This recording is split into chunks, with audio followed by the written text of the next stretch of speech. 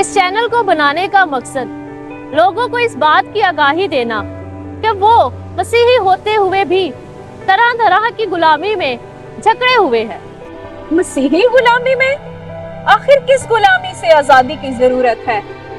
और वो कौन सी चीजें हैं जिन्होंने हमें गुलाम बना रखा है? तू ही है वो जो मुझको छुड़ाता,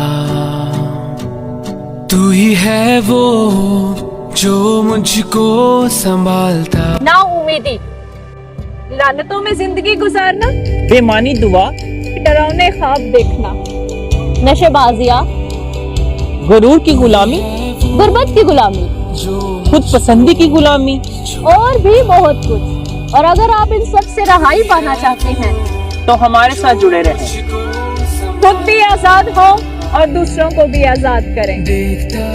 क्योंकि मसीह ने हमें आजाद रहने के लिए ही आजाद किया है।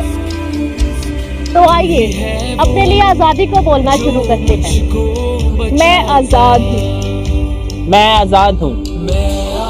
मैं आजाद हूँ।